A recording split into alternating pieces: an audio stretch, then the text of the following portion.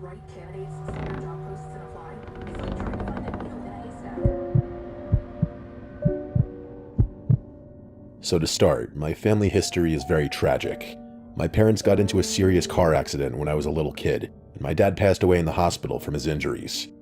My mom had lasting injuries that still affect her, making it difficult for her to walk. My dad left us the house that my mom and I continued to live in for many years to come. Eventually, my mom started seeing someone when I was around 10, so she'd be out of the house quite often. My uncle Steve would often stay at the house for days at a time while she was gone, and I got really close with him. He was my babysitter of sorts for a long time. He was always a cool uncle. He'd play catch with me in the yard, he'd take care of our pets, he'd take me to the movies, stuff like that any kid needs. Memories I didn't get to form with my dad, unfortunately. As the years went on and I got older, my mom got married to her second husband, and my uncle Steve would come around less and less. By the time I was 16, there was a period where he just didn't come over for months and I didn't hear from him. My mom was comfortable leaving me home alone at this point, so I didn't question it too much, and having the house to myself was always nice as a teenager. My mom would be home a couple nights a week for dinner, but for the most part, she lived with her husband. My mom was always very vague about what happened to my Uncle Steve. I had my suspicions that he was sick or dead, though. It may sound weird that my mom would hide something like that from me, but if you met my mom, you'd get it instantly. Because of what she went through, I think it made her a much more compassionate person that doesn't want to cause any kind of stress or grief toward another person. By the time I turned 18, I was a legal adult and the house was basically mine. My mom would visit occasionally, but she and her husband had already gotten another house together. As an 18-year-old guy having a house to myself, you could imagine that I wasn't complaining. Yes, I'd have friends over for late nights, yes, I'd have girls over, and yes, I'd often not pick things up off the floor for days at a time. I would miss my Uncle Steve though, as he was the father figure that I grew up with, and there were times where being in a big empty house by myself at such a young age was kind of lonely and depressing. I would numb this feeling often by, I guess, doing the things I just mentioned, having girls over and late nights with friends. I still had my dog Jojo, the only other life in the house really. He was an Australian Shepherd, and at the time of this story, he was 13 years old. He was an old man. He always slept by my side in bed, but one night in January, I remember this because the Christmas tree was still up, I woke up and Jojo wasn't in bed. I got up thinking he was downstairs somewhere and he had to go to the bathroom. I called his name as I walked down the stairs.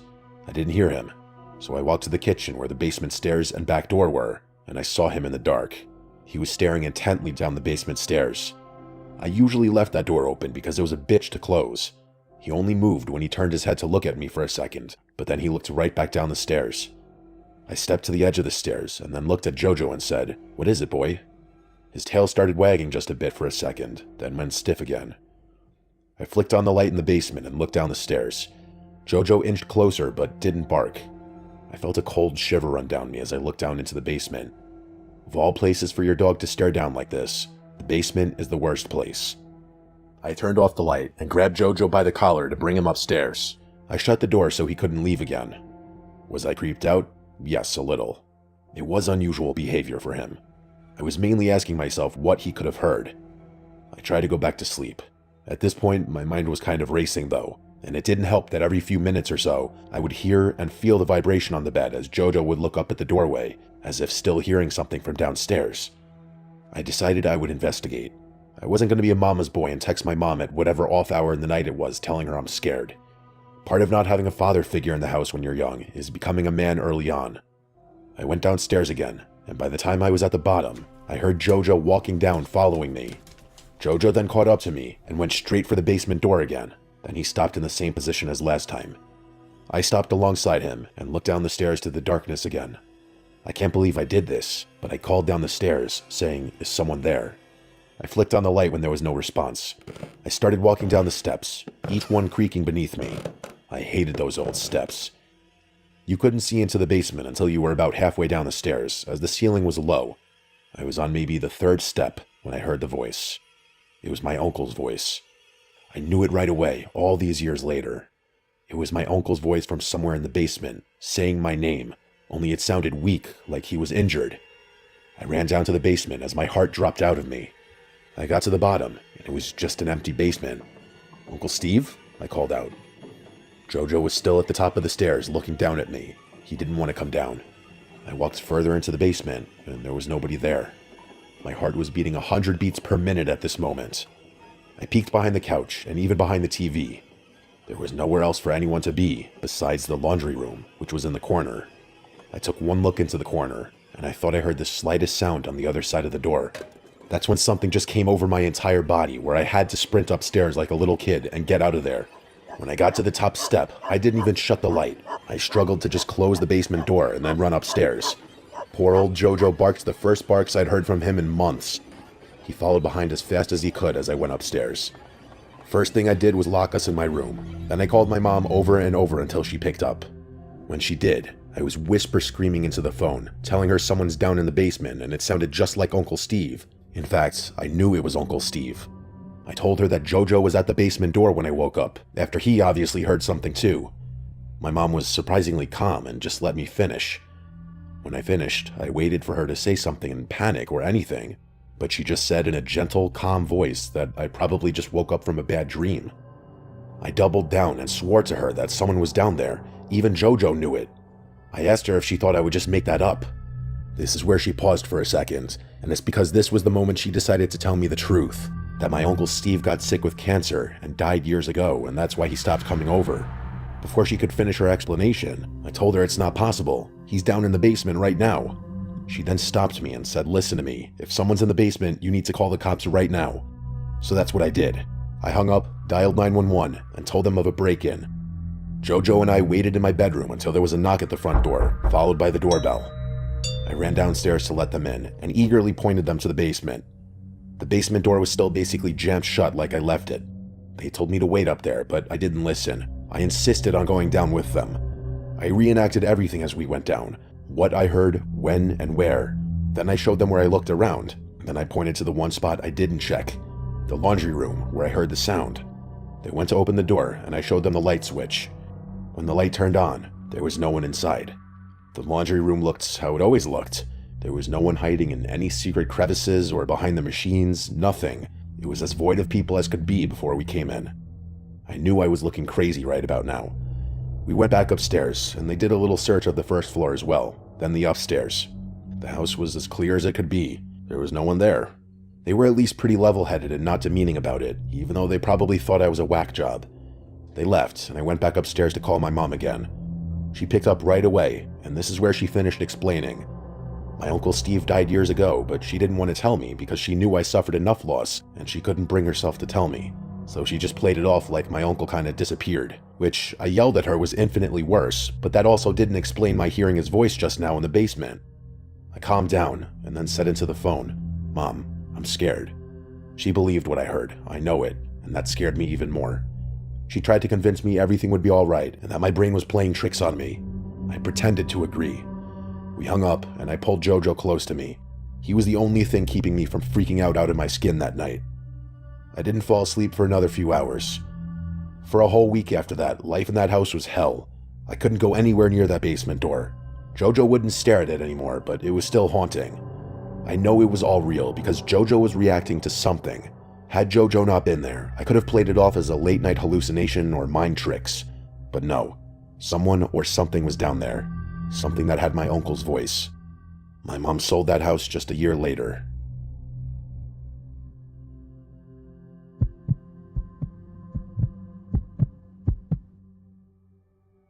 This happened when I was 24 and renting the upstairs of an old house by myself. It wasn't technically an apartment, it was more like the second floor had been turned into its own little living space years ago. There was a bedroom, bathroom, tiny kitchen, and a living room, and the landlord lived out of state, so I almost never saw him. The first floor was empty and had been for months because he was supposedly renovating it before renting it out again. That part always made me a little uneasy because it meant every night I was sleeping above a completely dark, empty floor of the house. Still, the rent was cheap, and I told myself I was being dramatic. For the first few weeks, nothing happened. Then one night, around 1 in the morning, while I was in bed doom-scrolling, I heard what sounded like a single footstep directly below me. It was so clear that I actually froze and waited for another one. A few seconds later, I heard another. It sounded exactly like someone slowly walking through the first-floor living room. I sat up in bed and just listened. I remember thinking maybe it was the house settling, but it didn't sound like that. Old house noises usually had more of a creak or a pop to them. This sounded heavier, like actual weight pressing on floorboards. I stayed still for a long time, then finally convinced myself it had to be nothing. The next day, I checked the first floor on my way out. It was locked. I even opened it and looked inside. The place was empty and dusty, with no furniture except for an old broken table in one room. I felt stupid for being unsettled. The next night, nothing happened. The night after that, it happened again. This time, it started at around 12:30. It was the same thing. Slow footsteps below me. 3 or 4 at a time, then silence, then a few more. It lasted maybe 2 minutes. I muted my TV and stood in the middle of my living room listening down through the floor. I kept telling myself there had to be an explanation. Maybe an animal got in. Maybe pipes somehow sounded like that in this house. But deep down, I knew it sounded like a person moving around. I texted my friend Scott about it, and he made a joke that the downstairs tenant had finally moved in. Over the next week, it kept happening. It was always late at night and always from downstairs. Sometimes it was footsteps, but once it sounded like a cabinet door shutting. That was the first time I got genuinely scared enough to call the landlord. He sounded annoyed more than concerned. He said no one had keys except him and me, and he was out of state. He told me old homes make weird noises, and said if I was really nervous, I could call the police, but he didn't think there was any reason to. That response actually made me more uncomfortable, because now I felt like if something was wrong, I was on my own. One Friday night, I was out later than usual and didn't get home until almost 2. The second I stepped into my upstairs apartment, I felt something was off. I don't know how else to explain it. Nothing looked different, and the lights were off like I'd left them, but something felt different. I stood for a second listening, and everything was quiet, but then directly below me, I heard a thud. It sounded like something had bumped into a wall or a piece of furniture downstairs. I backed up so fast I almost tripped on the rug. I remember just standing there staring at the floor like I could somehow see through it. Then came more footsteps. I left immediately and sat in my car with the doors locked. I actually called the police that time. 2 officers came and checked the whole first floor and outside of the house. They found nothing. One of them said there was no sign of forced entry and no one inside. He was polite about it, but I could tell they both thought I had gotten worked up over house noises. For the next few days, I kept thinking maybe they were right. Then I started noticing little things. Once, I came home from work and the first floor door was open by maybe an inch. I knew I closed it after the police were there. Another time, I smelled cigarette smoke outside the side of the house near one of the downstairs windows. I don't smoke, and neither do any of my nearby neighbors, at least not from what I knew. Then one night, I heard the footsteps again, only this time they stopped directly beneath my bedroom. I was lying in bed, and it sounded like whoever it was standing still in the room below me. I held my breath and listened. After maybe 10 seconds, I heard a very light tapping sound. 3 taps, then silence. I can't explain the feeling going through my body at that point. It felt like I was being watched in that moment, even though that made no logical sense. I grabbed my phone and texted my friend asking if I could come stay at his place. While I was waiting for him to answer, I heard the tapping again. 3 more taps in the same spot. I left without even changing clothes. The next day, my friend came back with me because I didn't want to be there alone. We checked the whole place and again found nothing, but when we got to the downstairs kitchen, he crouched near one of the lower cabinets and said, "What is that?" There was a cigarette butt jammed way in the back under the cabinet toe kick, almost hidden. It looked fresh. That instantly made everything real for me. Somebody had been in there. At that point, I stopped caring if I sounded paranoid. I called the landlord again and told him exactly what we found. He seemed more concerned this time and said he'd drive over the next day. That night, I stayed somewhere else. When he got there the following afternoon, he called me and said there was nothing obvious, but one of the back windows downstairs didn't lock right. It looked closed, but from outside, it could be forced up enough for a thin person to get in. He said maybe somebody local had figured that out and was using the empty first floor when no one was around. Hearing that made me feel sick. I asked him if he was going to fix it right away, and he said yes, but I'd already decided I was done. What really pushed me over the edge happened that same evening when I went back one last time to get some clothes and my laptop. I was upstairs stuffing things into a duffel bag when I heard a sound come from below that I hadn't heard before. It was a cough, and there was no mistaking it. It came from the first floor hallway. For about 2 seconds, I just stood there digesting what I just heard. Then I grabbed the bag and ran out so fast I left half my stuff there. I called the cops again from my car. This time they actually found evidence someone had been coming in. Near the back window, there were fresh marks and dirt on the sill, and in a closet downstairs, they found an old blanket I had never seen before. I moved out that weekend. Ever since then, any sound in a house at night hits me differently.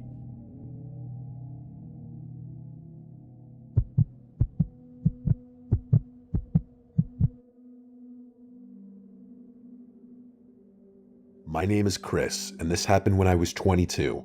I was living in the upstairs of a mother-daughter house owned by our parents, with my older brother Tom living downstairs. The setup was pretty simple. My part of the house upstairs was one big open space for the living room, kitchen, and dining area, then a hallway that led to the bathroom, a spare bedroom I used as a big walk-in closet, and my bedroom at the end. Tom had his own separate entrance downstairs, and we had a door that connected the 2 floors from inside. It worked out well because we had our own space but could still get to each other if needed. One week, Tom went to Mexico with his fiancée, so I had the whole place to myself. The night in question started completely normal. I got home around 7, threw something on TV, and started cooking dinner. Chicken and rice, something simple that didn't require much attention. I had the TV going in the background, and everything was normal. Around the time I was cleaning up, I thought I heard a noise from downstairs. I'm not sure how to describe it other than just a basic thud. Like it could have came from the wall, on the floor, I don't know. Just a thud. I stopped what I was doing and listened for a bit. I assumed it was something settling or something falling over slightly. The normal assumptions. The downstairs had been empty for a few days already since Tom left. Still, it felt random enough that I muted the TV and stood there for a bit. I didn't hear anything else, but I didn't like the feeling of ignoring it. So I went over to the door that led downstairs, which was already open, and went down to check. I turned on the lights and walked through every room. His living room, kitchen, bedroom, and bathroom. Everything looked exactly how it should. So I went back upstairs, finished cleaning, put everything away, and then sat on the couch for a while watching TV. After maybe an hour or so, I got tired and decided to go to bed. It didn't take long for me to start drifting off. Then, out of the blue, I heard music start playing from the living room. It was loud enough to instantly wake me up. It took me a second to even process what I was hearing. It was coming from my Amazon Alexa on the counter in the kitchen area. The song itself was some kind of slow instrumental song I had never heard before. It had a sort of dark vibe to it. I yelled Alexa stop from my bed a couple times, but it didn't respond. I got more annoyed than anything and got out of bed, went into the hallway, and said Alexa stop louder. The music shut off right away. I looked at it for a second, pretty much knowing it was likely just a glitch. I went back into my room and got back into bed. A few minutes later, just as I was starting to fall asleep again, I heard the Alexa say, "Sorry, I didn't quite get that." I'm having trouble understanding. I got up again, walked into the living room, and unplugged it from the wall completely. I remember thinking that would be the end of it. Clearly that confirmed the thing was glitching out. I went back to my room, and this time I fell asleep pretty quickly. I don't know how much time passed, but I woke up suddenly to loud music again. It took me a second to even understand what was happening because I was still half asleep. Then it hit me. The music was coming from the living room again. I shot out of bed immediately because I remember unplugging the Alexa. There was no way it should have been on. I walked down the hallway slower this time. I didn't know what I was expecting to see, but I felt very uncomfortable now. I called out Alexa stop as I got closer, and the music shut off instantly. I then looked at the counter. The Alexa was plugged back into the wall. I just stood there staring at it for a few seconds. You would too if you were in the same situation. I knew without a doubt I unplugged it, unless I sleepwalked and plugged it back in. I remember pulling the cord out myself, there was no doubt about that. That's when that feeling in your stomach that something's really wrong hit me. I didn't check anything else because I was too scared. I turned and went straight back to my room and locked the door. Thank God it had a lock. I grabbed my phone and texted Tom asking if he came back early and was messing with me. But as I was typing, I saw at the top of the screen under his name, it said, Location Mexico. If this didn't already seem weird, now this felt straight up like a nightmare. I pulled the chair over to the door so I could sit and listen for anything on the other side. I didn't hear anything at first. Everything was completely quiet. I stayed like that for probably 10 minutes with my ear up on the door. Then I heard something that I will never forget. From out in the living room, I heard a whisper. It was quiet, but clear enough to understand what it was. It said, Alexa play, and that's something I couldn't make out. My entire body went numb. It was like all the weight dropped out of me at once. Before I could react, the Alexa responded, and music started blasting again from the living room. I don't think I've ever felt that kind of dreadful fear before. I grabbed my phone and called 911, but instead of being quiet about it, I just started yelling that I was calling 911 and telling whoever was out there to get the F out. I don't know why I did that. I think I just panicked. I was 22, scared, and defenseless. My first priority wasn't getting this person arrested, rather just getting them out. The music was so loud I couldn't hear anything else. I had no idea if the person was still out there or not. The operator answered, and I told them someone was in my house. When the song finally ended, I yelled "Alexa, stop" again from inside my room. It worked. The cops showed up a few minutes later. I stayed in my room until they were inside and calling my name. When I came out, I explained everything as best I could. They checked the entire upstairs and then went downstairs too. After a few minutes, they came back and said there was no one in the house. I don't know if that made me feel good or bad. Good on one hand that the danger was gone, bad on the other that they got away. One of them told me that my front door was wide open when they got there. That front door was without a doubt locked, at the very least closed. That meant whoever it was had left through there, but it didn't explain how they got in. The officers eventually left after telling me to call again if anything else happened. I locked the front door, locked the door to the downstairs, and didn't sleep much the rest of that night. The next day, I couldn't stop thinking about something. The downstairs apartment had been empty for days while Tom was gone. There was a part of me that couldn't shake the idea that someone might have been staying down there and just came upstairs that night to harass me and scare me. That thought bothered me more than anything else that actually happened, so I stayed at a friend's place the next night. When Tom got back 2 days later, I'd already told him everything. We went through both parts of the house again and didn't find anything obvious missing or out of place. My brother only believed me because I showed him proof of the police having come there. Otherwise, he'd have thought it was a joke to scare him. The first thing we did was install cameras around the house, front, back, and inside by both doors. Nothing like that happened after that. Eventually, our parents made us get our own apartment so they could rent that house out for extra income. In a weird way, I was happy to get out of there because when something like this happens, it sticks with you, and it becomes attached mentally to that place where it happened.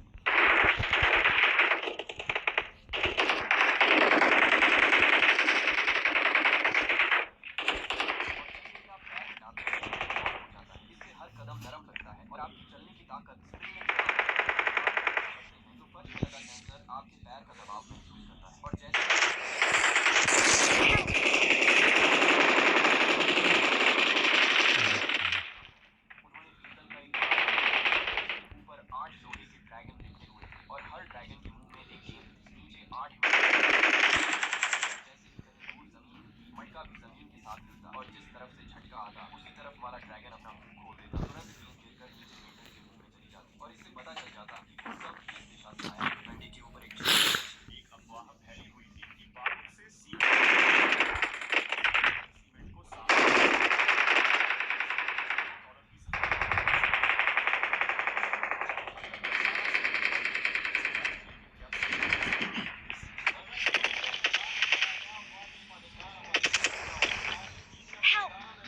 ये बड़े खतरनाक बंदे हैं यार।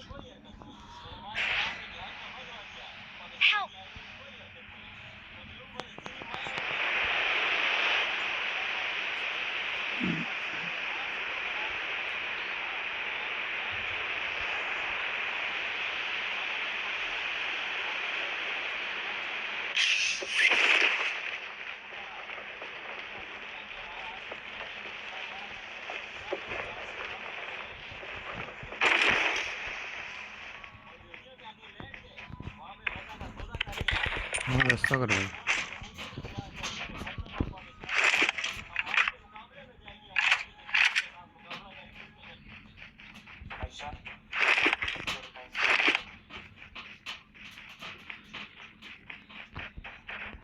I'm recalling a teammate. Thanks.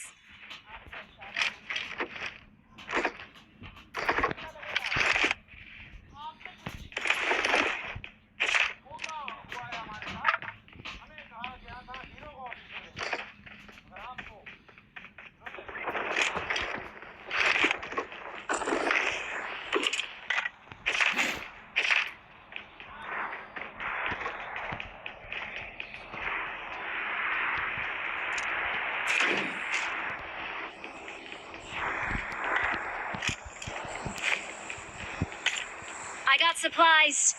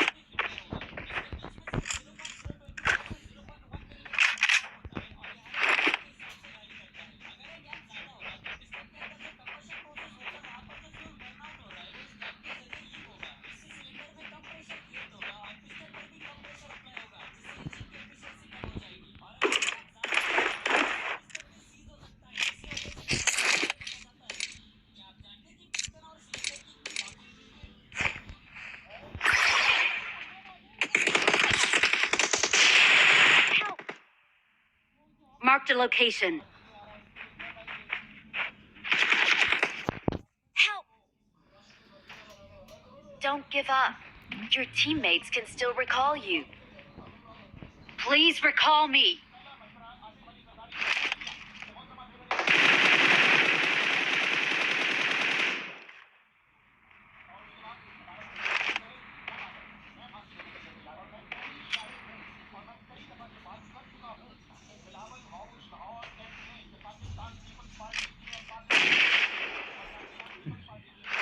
जल्दी भाग भी क्या? Help! मरेगा।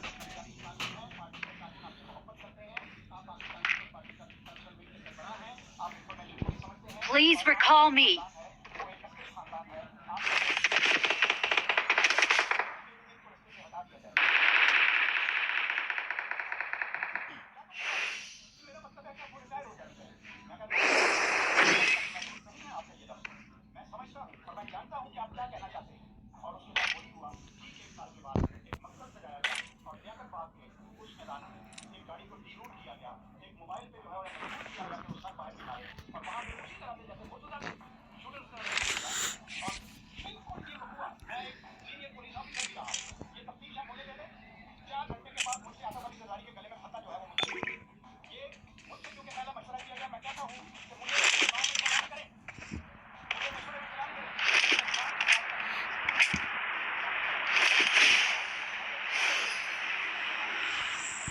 Please recall me.